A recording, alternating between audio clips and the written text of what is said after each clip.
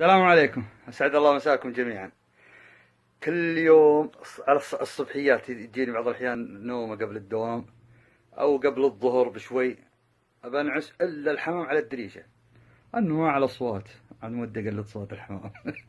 المهم إنهم يتضاربوا ما أدري إيش سالفتهم هنا في الدريشة، وبعضها تبغى تعشش.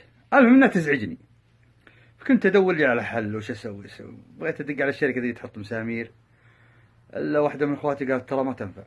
قلت والله، قالت ما تنفع، ترى اختك قد ركبتها. قلت طيب وش اللي نفع؟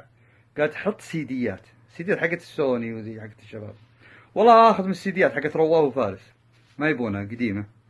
اخذتها وغريتها في الدريشه، بوريكم كيف طريقه التغريه، والحمد لله لا ازعاج ولا شيء. الله يجزاه بالخير اللي عطتني. شوفوا يا حبايبي، اللي يسالني عن الطريقه، هذه السيديات طبعا احتياط. هو يقولون تحط واحده في الدريشه، بس انا حطيت ثنتين، واحده هنا واحده هناك في نهايه الدريشه. طبعا ايش سويت؟